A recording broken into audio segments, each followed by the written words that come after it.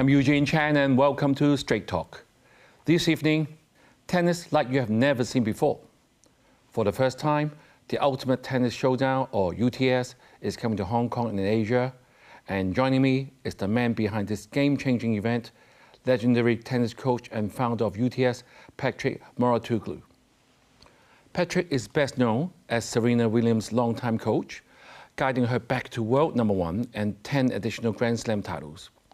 He has also coached four-time Grand Slam champion Naomi in Osaka and has helped more than 40 players reach the world's top 100. He is also the founder of the Mouratoglou Academy in France, Europe's leading tennis academy. Patrick, it's great to have you on Straight Talk. Thank you very much for the invitation. Right, Patrick, let's start with our title of the show. I think all the viewers are going to ask me, why do I choose that title?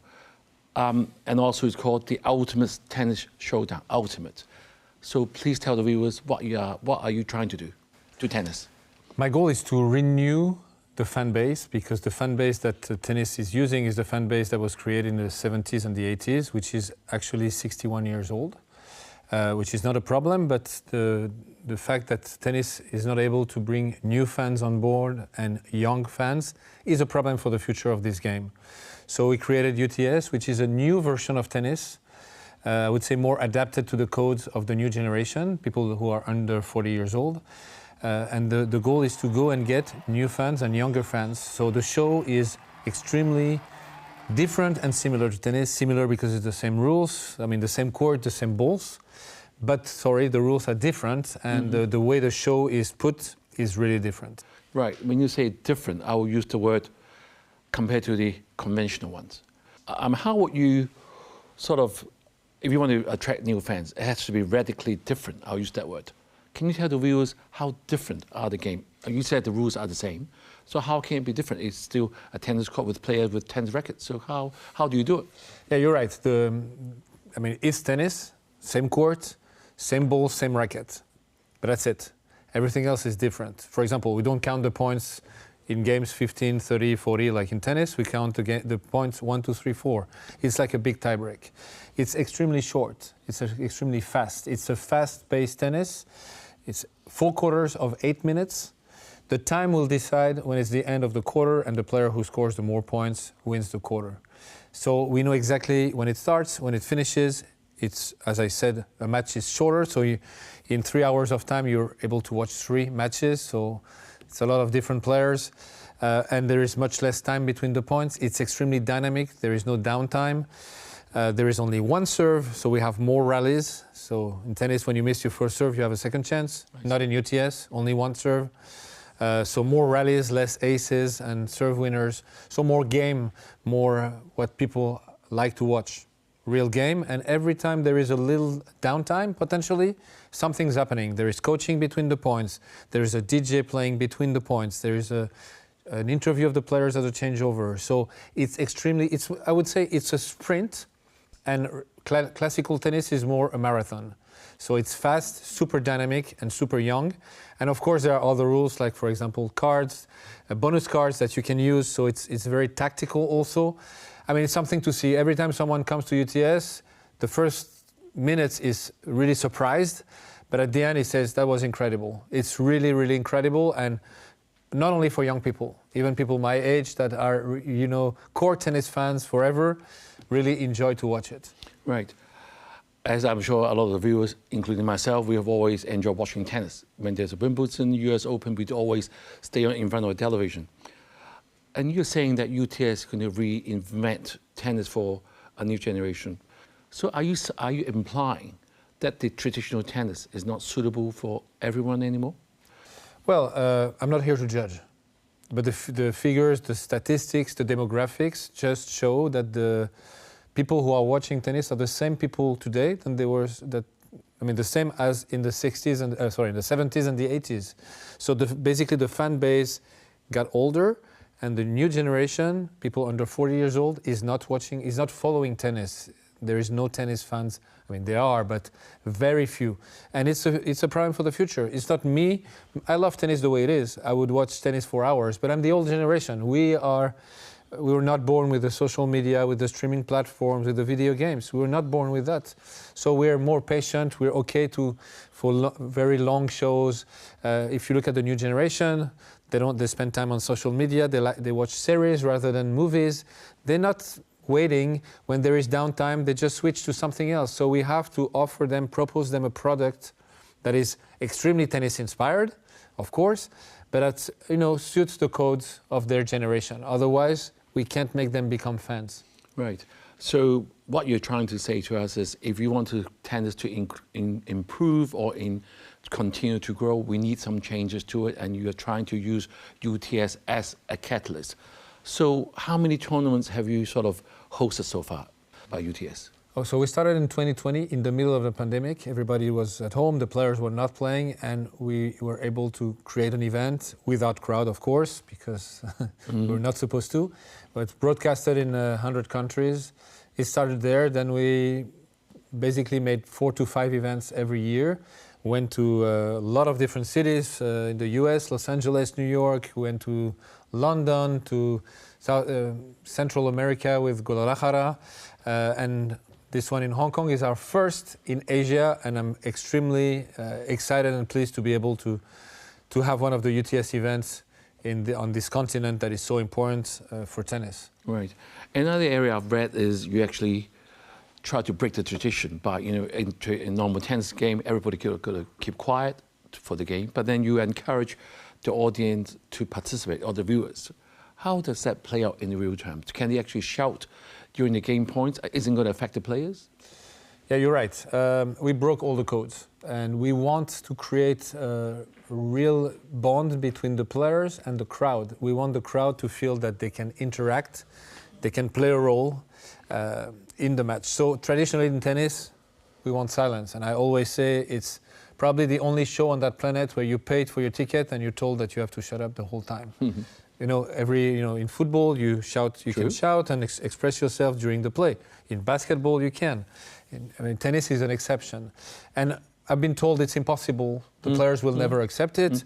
We said from day one to the players that the crowd was allowed to, and actually there is a lot of noise because people can talk, can shout, even before a serve they can shout, and in reality, it doesn't affect the players. It affects the players when there is no sound at all, and suddenly a sound happens, then they're surprised. But when there is a constant sound, it's not a problem. Right. So you've done this for the last 5 years. Had there been any awkward or unexpected moments? Can you share with us? Yeah, we had a lot of, when you do shows like this, there are always unexpected moments, and we had some players who completely lost it, they wanted to stop the match. Yeah. But, I think afterward, on the moment, I can tell you, as the organizer, I don't feel good when this happens, but afterwards, it was good moments because, there is tension, there is things happening, and I think people come to watch sports because they want to feel emotion. That's why we always encourage, a link between the players and the athletes and the crowd. We want things to happen. Their code of conduct is much lighter also, so the players are able to express themselves much more than in tennis. That is, in tennis they cannot really express themselves, otherwise they have big fines, and so they're very happy to be able to express themselves, show their personality more at UTS than in regular tennis. Right. I'll try to summarize what you have been trying to tell us. You're going to do this much better than me. I'll try. I'm not good at summarizing. You're trying to bring UTS into what we call a sportainment, meaning sport and entertainment together, and giving a new fan experience. And with what you have said to us, meaning shorter matches, live player interactions, sudden death finishes, and maybe like e-sport or basketball, something you want to call that, right? So how has the fans responded to that? It's all good intention, but how have you seen the fans respond in the last few years? We are very happy with the response of the fans, of the players, of everyone.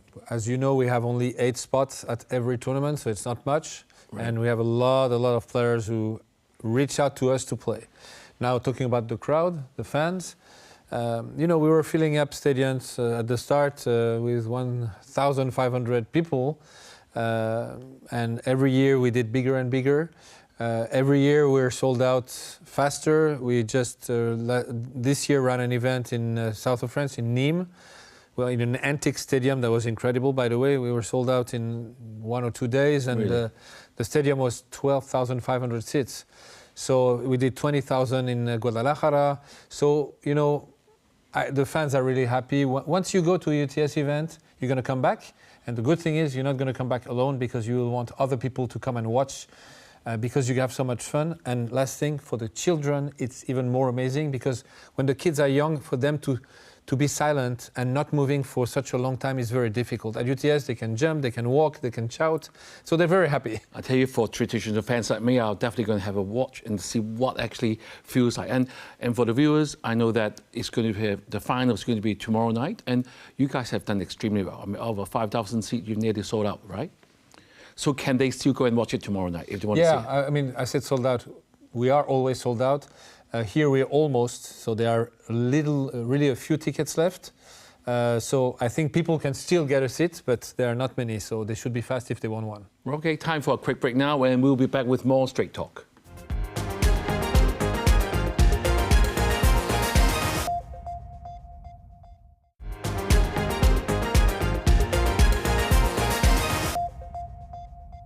And we are back with more Straight Talk with world-renowned tennis coach Patrick Mouratoglou on the first ever UTS event in Asia.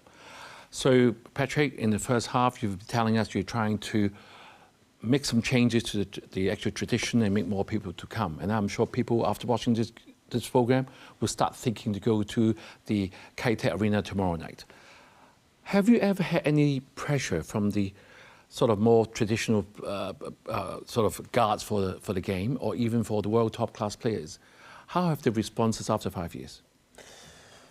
The response from the players was amazing. We had most of the top 20 players who played. I mean, I can name all of them, from Rublev to Medvedev to Tsitsipas, Berrettini, Dominic Thiem when he was in the top 10. Zverev, Felix Auger-Aliassime. I mean, almost everybody played UTS. Right. So the response was amazing. The relationship with the ATP is good. I explained to them what was the goal. We're not competing with the ATP at all. It's two different leagues. The ATP is the traditional league, the history that is targeting the classical fans of tennis. We are targeting a new fan base, and I think and they understand that it's great for tennis in general. The bigger the fan base, the best it's going to be for the future of this sport. So I think everything is going really well. Okay, congratulations. Thank you. And keep up the good work. I'm sure as tennis fans, we love to have more options, don't we? I think so too. Right, Patrick, let's move on to an area that you have been a so-called, or I used the word legendary, because you are a tennis coach, and you have not only coached the biggest name like Serena Williams, but also Naomi, Osaka. So if I'm going to ask you, there are many coaches, even our parents, even our friends are coaching their kids, right? How do you make yourself truly a great tennis coach? You've done that. How do you do it? What's the secret? Well, I think it's one of the most difficult jobs on that planet, because it requires a lot of different assets. First of all, tennis is a very complex sport. You have a technical aspect with a lot of different shots. You have a tactical aspect that is also extremely important. You have the mental aspect that plays probably the biggest role of the three. And you have the physical aspect, and tennis has become more and more physical those last 15 to 20 years. And you have to master all of this. You have to be able to create also a bond with your player, like a relationship in which the player really trusts you fully, otherwise you cannot be really efficient as a coach. Right. So you have to be extremely driven. It's very difficult also because you're traveling the world all year long, you're following the tour with your player, you have no social life, so you have to sacrifice a lot. So it's difficult. I would say that the most important, even though everything is important of course, but the most important is to have this ability to connect with the player, and to have a very strong psychology, because I always say that the mental part is the most important part. And if you look at the biggest champions in the history, whether let's talk about the two biggest, which are Serena Williams on the women's side and Novak Djokovic on the men's side, the one with the most title by far. I would say that they are probably the strongest mental players of all times. Patrick, I must barge in here, because For me, the legends are Bjorn Borg and Jimmy Collins and John McEnroe. They're all characters, aren't they? I must ask you, as a tennis fan, I always say in football matches, you see your coaches on the side, they can always yell out to the players. But in tennis, traditionally, you are seen on the seat of the stadium and you can't really talk to the players. How can you coach them? Well, there is everything you do before the match. So you also have to scout the opponents, elaborate tacticals for your players, for them to know how they will win against this player. You have to prepare mentally your player. You have to prepare your player all year long, go on the practice course, etc., etc. But you're right, it's very frustrating. It's been very frustrating that at the moment probably when the players needs us the most during the match, we were not allowed to talk or help them. You know, things I've been advocating for so long for that to change. Also for coaches in general in tennis to have more recognition, because when they're not allowed to show themselves during the matches, they're not either allowed to show how good they are. And things are changing. Now now in the ATP took the decision to let the coaches coach during the matches. The Australian Open took even stronger decisions, putting the coach and the team on the court. On the biggest stadiums, so on the courts with the players. So things are moving finally, but it's very difficult because tennis is a very traditional sport. So to make some changes is tough. A lot of people are against changes. Right, and it takes time as well. I mean, in UTS, do the coaches get to talk to the players? Of course, from day one, and every single point, and between every point, they can talk to their player. Right. Serena Williams said that you took her from great to historic. What's the secret to unlock a player's full potential? I mean, not only in Serena, but in your experience, a good coach is going to bring them to a new level, new league. I'm sure our parents here, I'm sure our friends here in social tennis, they want to be better. How do you do that? Well, first of all, it's about believing. I would say the difference between a champion and a top player is the champion will always have no limits in his beliefs when it comes to himself or herself. Serena is a very good example of that. She doesn't see any limits in what she can achieve. She always thought like that. So when people get wrong is they think, oh, because she is Serena, she thinks she has no limit. No. Because she thinks she has no limit, she became Serena. I see. Which is completely different. And I would say the same for Novak. And I always tell the story, when Novak was 19 years old, there were two players that were winning absolutely everything. It was Roger Federer and Rafael Nadal. They were winning all the tournaments, everything. And all the top 10 players at that time were saying it's impossible to win a Grand Slam. Those two guys are just a different level. What other guys would say today about Sinner and Alcaraz, by the way. And a young player called Novak Djokovic came. He was maybe 80 in the world, and he said, "Me, I'm going to beat them." And he said it publicly, by the way. He didn't have to, but he said it publicly. And everybody was shocked and said, "Who's that guy?" He says, "He's cocky." And he answered, "No, I'm not cocky, but I just believe in myself." Right. And he ended up becoming the greatest of all times. I think you bring up a very good point, is believing in yourself and have the right person walk you along the same path, isn't it? We know about all this data, video analysis and AI. They're becoming a big part of coaching. I mean, how do you balance technology and actually the human side of tennis? Which is more important? That's a very good question. First of all, we're very happy to have this technology. I used to have my paper and my pen, and making calculations to create my own statistics before it existed. Now that we have this, we can go so much deeper into details and have incredible feedback with those data.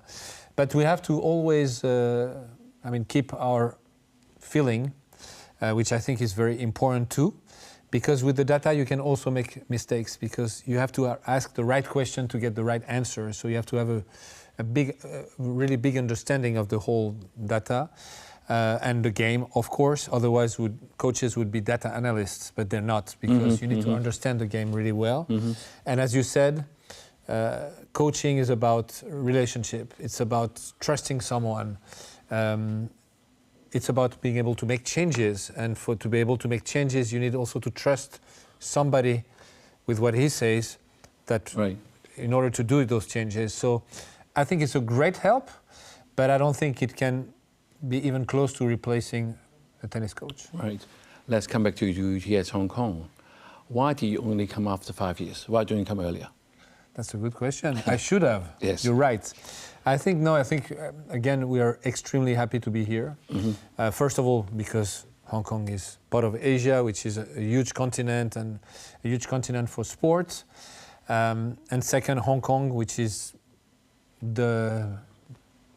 for me, the big city of Asia. You are extremely strong in entertainment, to bringing a lot of international events. It's really a city that is always moving, right. Very modern. So I think that's the place for UTS. It makes a lot of sense for us to be here. We've been lucky to be partnering with the federation, who is doing an incredible job. I've been talking to a lot of people here, and I see what they're doing to promote tennis, to bring international events, tennis events. So now Hong Kong has several international tennis events. Yes. So that's great. We feel that tennis is really moving.